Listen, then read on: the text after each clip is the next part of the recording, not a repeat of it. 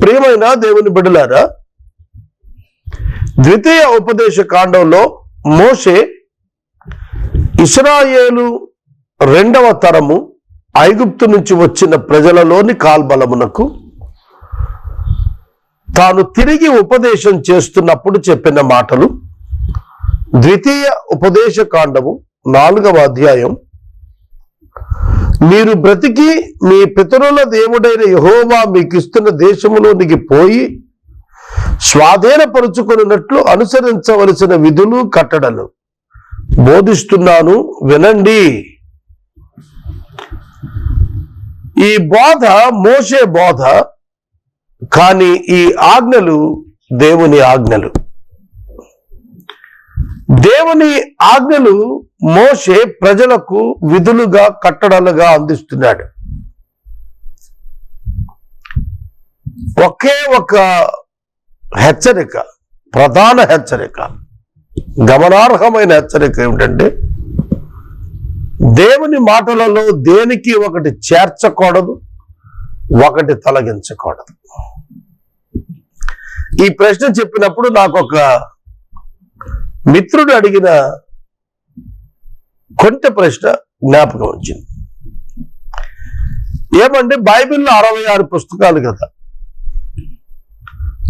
Protestant Bible 66 పుస్తకాలు, Catholic బైబిల్లో additional books ఉన్నాయి కదా, మరి ఇది చేర్చటమా కాదా అని అడిగాడు. ఆయన మాటకు ఇది చేర్చటమా కాదా, కొంత తీసేయటమా కాదా, అది ఆయన అడిగింది. కనుక ఇక్కడ మనం జాగ్రత్తగా గమనించాలి. మన కాన్స్టిట్యూషన్ ఉంది, ఇండియన్ కాన్స్టిట్యూషన్. ఇది మార్పులకు గురయ్యేటువంటి రాజ్యాంగం. అయితే ఈ మార్పుకు గురవుతున్నప్పుడు మూల సందేశం చెరిగిపోకూడదు, అమెండ్మెంట్సే తప్ప ఉన్నది చెరిపేయకూడదు అనేటువంటి ఒక ప్రత్యేక నిబంధన ఉన్నది. ఏదైతే కాన్స్టిట్యూషన్ రాయబడిందో, రాజ్యాంగ కమిటీ సిద్ధం చేసిందో ఆనాడు, దానిలో మార్పు రాకూడదు, దాని యొక్క నిజ అర్థంలో మార్పు రాకూడదు. తరువాత కాలంలో వచ్చినటువంటి అమెండ్మెంట్స్ సమగ్రమైనటువంటి రాజ్యాంగ స్ఫూర్తిని ఎక్కడ మార్చకూడదు, ముఖాన్ని ఎక్కడ మార్చకూడదు. దేవుని యొక్క వాక్యంలో దేవుని వాక్యానికి చేర్చకూడదు. బైబిల్ గ్రంథంలో ఉన్నటువంటి 66 పుస్తకాలు, దాని యందు దేవుని స్వరం ఉన్నది, అది అంతర్గతం. దాని యందు మనుషుని మాటలున్నవి, మనుషుని పాపములున్నవి, అపవాదిని గురించి ఉన్నది, సృష్టిని గురించి ఉన్నది, అనేకమున్నవి. దేవుని వాక్కు అంతర్లీనముగా ఉన్నది. దానిని మార్చకూడదు, దానిని చేర్చకూడదు, దాని నుంచి తీయకూడదు. అది కాన్సెప్ట్. ఇక్కడ కూడా చెబుతున్నాడు ఆజ్ఞలు 10, దానికి నిబంధన అని పేరు పెట్టాడు దేవుడు. దానికి హ్యూమన్లీ యాడ్ చేయకూడదు, హ్యూమన్లీ డిడక్ట్ చేయకూడదు, అందులో చేతి కూడా ఎడిట్ చేసి తొలగించకూడదు. అది దేవుడిచ్చిన ఆజ్ఞ. కాన్సెప్ట్ ఏంటంటే, దేవుడు ఎందుకు చెబుతున్నాడంటే, మీరు ఈ విధులు కట్టడలు మీరు ప్రవేశించే దేశంలో మీరు దీర్ఘాయుష్మంతులు అయ్యేటట్టుగా చేయండి అన్నాడు. ఈ నిబంధన దేవునికి వారికి మధ్యన ఉన్నటువంటి నమ్మకత్వాన్ని సూచిస్తోంది.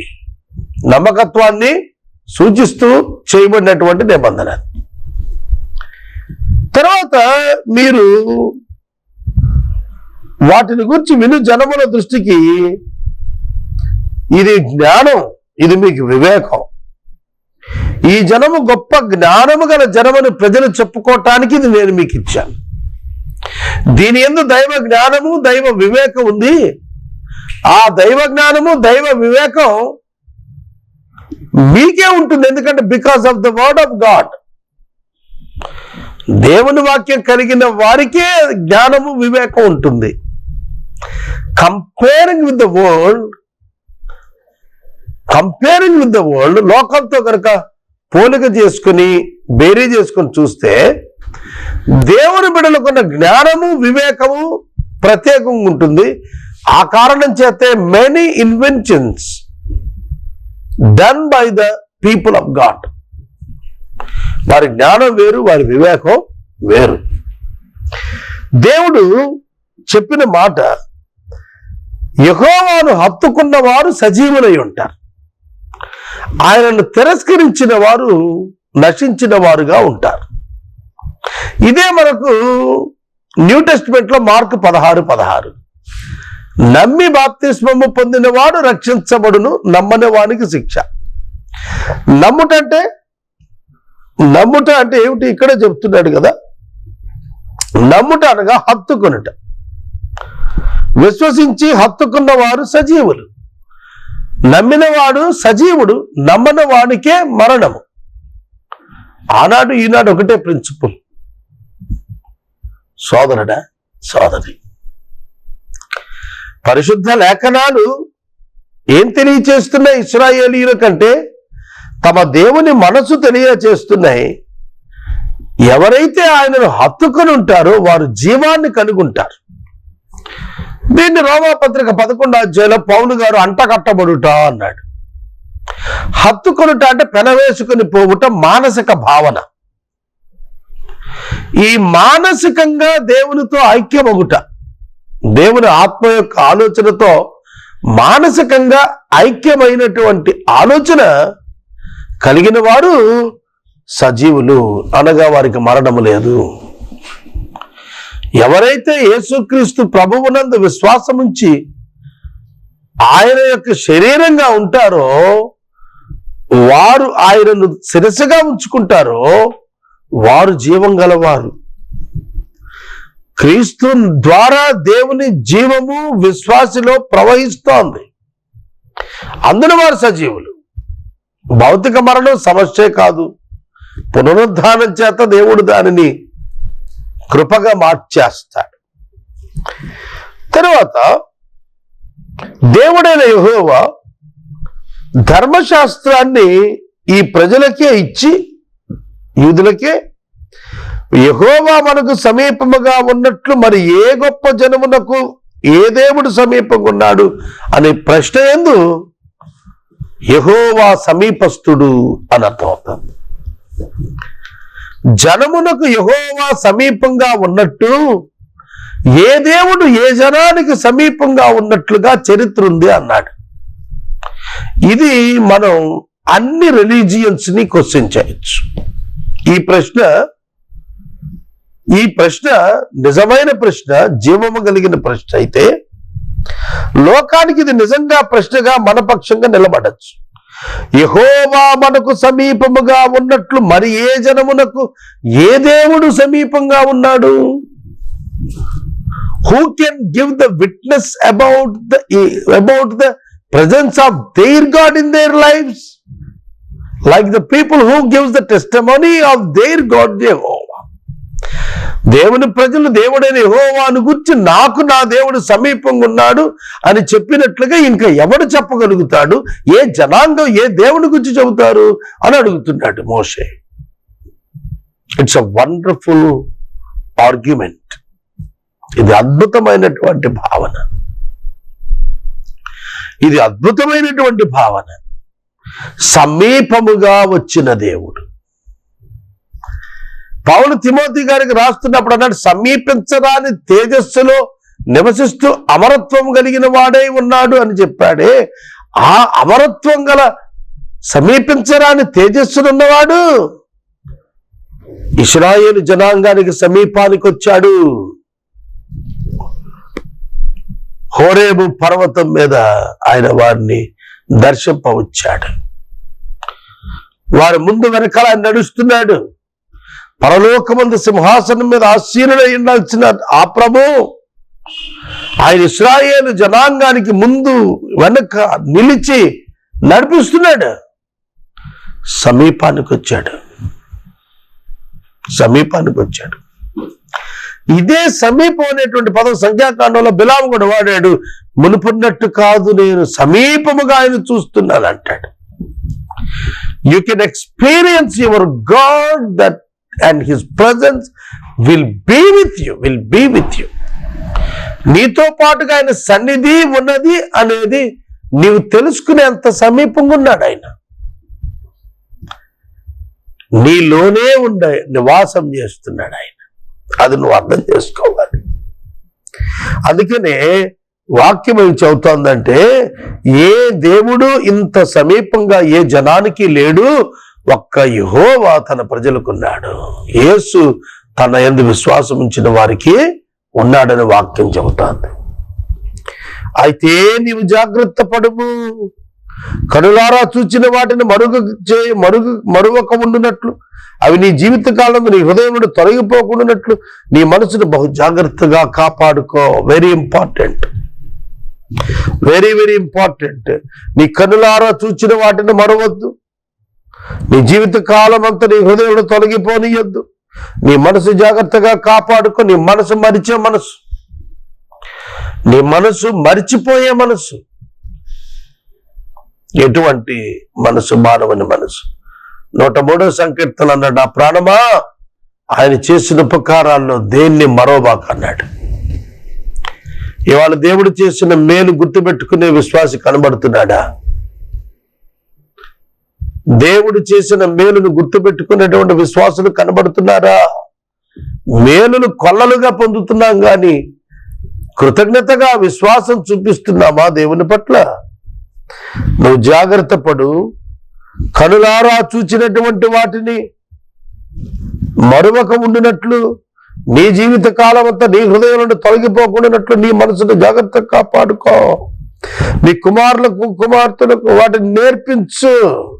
హోరేబులో నీ దేవుడని యెహోవా సన్నిధిని నిలిచి ఉండగా, యెహోవా నా యొద్దకు ప్రజలను కూర్చుము, నాకు ఆ దేశం మీద బ్రతుకు దినములు నాకు భయపడ నేర్చుకుని పిల్లలకు నేర్పినట్లు వారిని వినిపించిన నాతో చెప్పుదల గురించి వారికి తెలుపుము. దేవుడు ఏం కోరుతున్నాడంటే, తన తర్వాత తరము వారికి వారు బోధించవలసినటువంటిదిగా వారికి ఆజ్ఞాపిస్తూ నేర్పిస్తున్నాడు. ఆ అగ్ని మధ్యలో నుండి దేవుడని యెహోవా మీతో మాట్లాడినప్పుడు మీరు ఏ స్వరూపము చూడలేదు. 15వ వచనంలో మీరు ఏ స్వరూపము చూడలేదని రాశాడు. కాబట్టి ఏ స్వరూపము చూడలేదు, ఏ స్వరూపము లేదు కనుక ఏ స్వరూపాన్ని మీరు భూమి మీద ఆయన పేరిట చేసుకొని విగ్రహారాధన చేయకూడదు. అది ప్రభు అక్కడ చెప్పినటువంటిది. కనుక మీరు దాటి ఆ మంచి దేశాన్ని స్వాధీనపరుచుకున్నప్పుడు ఏర్పరిచిన నిబంధనను మరిచిపోయి యెహోవా ఆజ్ఞాపించినవి చేసుకొనకుండా మీరుంటే జాగ్రత్త, శిక్ష వస్తుంది. దేవుని యొక్క వాక్యములో 2వ కాండములో మోషే చెబుతున్నప్పుడు జాగ్రత్త పడండి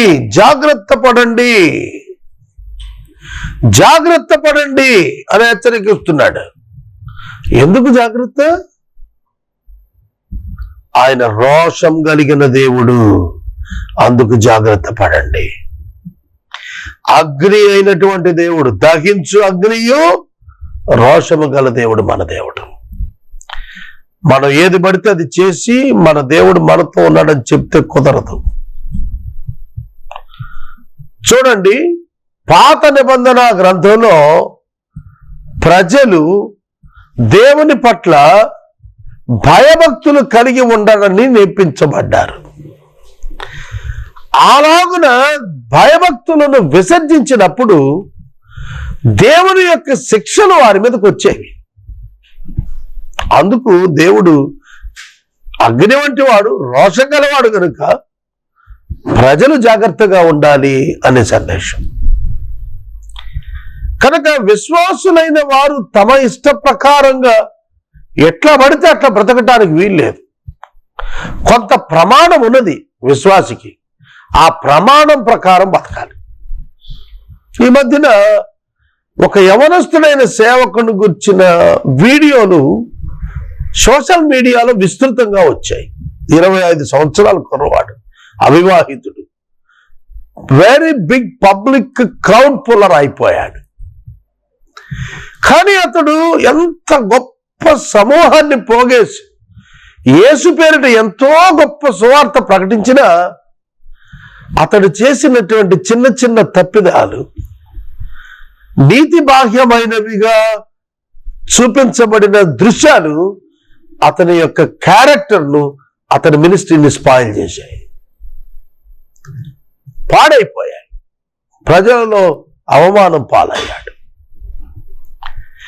దేవుడు అదే చెబుతున్నాడు, మీ ప్రవర్తన జాగ్రత్తగా ఉండకపోతే దేవుని బిడ్డలు మీరు, దేవునితో నిబంధన కలిగిన వారు, దేవుని యొక్క ఆగ్రహానికి మీరు గురయ్యేటట్టుగా మీ జీవితాలు ఉంచుకోవద్దు. జాగ్రత్త పడండి. రోషం గల దేవుడు, ప్రశ్నించే దేవుడు, తీర్పు తీర్చేటువంటి దేవుడు, జాగ్రత్తగా ఉండండి మోషే చెప్పాడు. Hour God is jealous. ఆయన రోషం గలవాడు. ఆయన మహిమను ఎవరికి నువ్వు ఇచ్చినా ఊరుకోడు.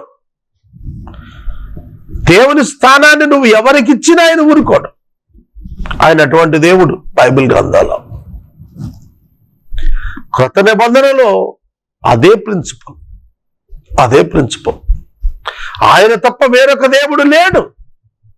అందుకే క్రైస్తవులు యేసుక్రీస్తే దేవుడు, యేసుక్రీస్తు తప్ప వేరొక దేవుడు లేడు అని ప్రకటిస్తారు. అది కొందరు అపార్థం చేసుకొని మేము దాన్ని ఒప్పుకోము అని అన్నారు. మంచిది, అది వారి స్వచిత్తం, దానికి అభ్యంతరం లేదు. సోదరుడా, సోదరి, నీ దేవుడైన యెహోవాను పూర్ణ హృదయముతో వెదికిన ఎడల, పూర్ణాత్మతో వెదికిన ఎడల ఆయన నీకు ప్రత్యక్షమగును. ఆయన నీకు ప్రత్యక్షము అగును. What does it mean? ఏమిటి ప్రత్యక్షమగును? దేవుని వాక్యము యొక్క ప్రత్యక్షత నీ అంతరంగమున వెలుగుగా అనుగ్రహించబడుతుంది. దేవుడు వచ్చి కలలో కనపడటం కాదు. ప్రత్యక్షమగును అన్నప్పుడు you can understand the real meaning of the scriptures of God. దేవుని యొక్క లేఖనముల యొక్క పరిపూర్ణ సత్య అర్థం నువ్వు గ్రహించుకున్నప్పుడు ఆయన ప్రత్యక్షమైనట్టుగా నువ్వు ఎరుగుతావు. అది అక్కడ మనం నేర్చుకోవలసినటువంటిది. నీ దేవుడైన యెహోవా వైపు నీవు తిరిగి ఆయన మాట వినిన ఎడల ఆయన కనికరము గల దేవుడు. ఆయన చేయి విడుచువాడు కాడు, ఆయన నాశనము చేసేవాడు కాడు, ఇది పితరులతో చేసిన నిబంధనను మర్చిపోయేవాడు కాడు. అగాపే ప్రేమ కలిగిన దేవుణ్ణి వర్ణిస్తున్నాడు మోషే. నీవు ఆయన మాట వింటే, బాధ కలిగినప్పుడల్లా పశ్చాత్తాపడు ఆయన వైపుని వస్తే, యెహోవా వైపు తిరిగి ఆయన మాట వినినప్పుడు నీ పట్ల కనికరం చూపిస్తాడు. నీ చెయ్యి విడవడు, నిన్ను నాశనం చేయుడు. నీ పితరులకు చేసిన నిబంధన జ్ఞాపకం చేసుకుంటాడు. ఇశ్రాయేలీయులకు ఇస్తున్న ఈ వాగ్దానము 70వ వారంలో, అనగా క్రీస్తు విరోధి భూమి మీద జీవించిన కాలములో ఇశ్రాయేలీయులు అబద్ధ క్రీస్తులు తెలుసుకున్నప్పుడు వారు దేవుని కొరకు పరిగెత్తుతారు. ఆయన వారిని విడిచిపెట్టడు, నిబంధన జ్ఞాపకం చేసుకుంటాడు. నిబంధన జ్ఞాపకం చేసుకుంటాడు వారి పట్ల. ఇశ్రాయేలు పట్ల దేవుడు తన నిబంధనను తిరిగి జ్ఞాపకం చేసుకుంటాడనేది 70వ వారంలో ఖచ్చితంగా జరుగుతుంది. దానియేలు యొక్క వాక్యాధారమున 69 వారాలు పూర్తయ్యాయి. 62 + 7 కంప్లీటెడ్, 69 నిండై 70వ వారం రావాలి. 69, 70 వారాల మధ్య కృపాకాలం కంటిన్యూ అవుతోంది. ఇప్పుడు మనం ఆ కాలంలోనే ఉన్నాం. ఏ క్షణానైనా ప్రభువు వారు ఆకాశ మధ్యమానికి రావడంతో కృపాకాలం ముగిసిపోతుంది. యూదుల యొక్క కడమ వారం ప్రారంభం అవుతుంది, చివరి వారం. కనుక వాక్యం జ్ఞాపకం చేస్తోంది, నిబంధన మరిచిపోడయ్యా, మీతో మీ పితరులతో దేవుడు చేసిన నిబంధన. ఇప్పుడు నీవు జాగ్రత్తగా ఆయన మాట విన్న ఎడలా, నీవు ఆయన వైపు తిరిగిన ఎడలా ఆయన కనికరము గల దేవుడు. నువ్వెంత ఘోర పాపమైనా సరే నీవు దేవుని వైపు తిరిగినట్లయితే దేవుడు నీ వైపు తిరిగి నిన్ను ఆదరిస్తాడు, నీ పాపాన్ని క్షమిస్తాడు. ఆయన సిద్ధ మనసు కలిగిన వాడు, సిద్ధ మనసు కలిగిన వాడు. పాపి పశ్చాత్తాపంతో దేవుని యొద్దకు తిరిగి రావాలే, అంతే. పాప క్షమాపణ ఉచితంగా పొందుకుంటాడు. తర్వాత భూమి మీద నరుని సృష్టించిన దినం నుంచి నేటి వరకు కూడా ఇటువంటి వార్త వినబడిందా? ఇటువంటి వార్త, దేవుని స్వరము జనులు విన్నారు అనేటువంటి వార్త. ఐగుప్తులో మన కన్నుల ఎదుట చేసినటువంటి సూచక క్రియలు, మహత్కార్యాలు, యుద్ధంతో, బాహుబలంతో, చాచిన చేతితో, భీకరమైనటువంటి కార్యాలతో ఎప్పుడైనా నువ్వు వచ్చి ఒక జనములో నుండి తన కొరకు ఒక జనమును తీసుకున్న యత్నము చేశాడు ఆ దేవుడు. ఆయన యెహోవాయే దేవుడనియో, ఆయన తప్ప మరి యొక్క దేవుడు లేడనియో నీవు తెలుసుకునేటట్లు అది నీకే చూపబడింది. అది నీకే చూపబడింది, ఎవరికి కాదు అది. ఎందుకనట యెహోవాయే దేవుడు, వేరొక దేవుడు లేడని నీకు తెలిసేటట్లుగా నీకే తెలియచేయబడుతున్నది. ఏమిటట నీకే తెలియజేయబడుతోంది? ఇటువంటి దేవుడు ఎక్కడా లేడు. ఇటువంటి రిలేషన్షిప్ ఎస్టాబ్లిష్ చేసిన దేవుడు మానవులతో ఎక్కడా లేడు. God has established a great relationship with him through the gospel and Jesus. సువార్త ద్వారా, క్రీస్తు నమ్మటం ద్వారా దేవునితో సంబంధాన్ని, సహవాసాన్ని నిర్మిస్తున్నాడు దేవుడు. అది ఆయన కార్యమే. కనుక దేశంలో నువ్వు దీర్ఘాయుష్మంతుడు అవ్వాలి అని అంటే కట్టడలు గైకోమన్నాడు. God is so faithful. Faithful people will receive the glorious blessings. నమ్మకస్తులైన బిడ్డలకు మహాద్భుతమైనటువంటి కార్యాలు దేవుడు చేస్తాడు. అదే చెబుతున్నాడు ఇక్కడ. మీ దేవుడు సామాన్యుడు కాదు, మిమ్మల్ని తనతో నిలవబెట్టుకోవాలనుకుని చూస్తున్నటువంటి వాడు. ప్రియ సహోదరుడా, సహోదరి, వాక్యం విన్నావు కదా. ఎటువంటి దేవుడు? రోషం గల దేవుడు, కనికరము గల దేవుడు. రోషము ఉంది, కనికరము కూడా ఆయన దగ్గర ఉంది. అట్టి దేవుణ్ణి నువ్వు తెలుసుకోమని నీకు తెలియజేస్తుంది.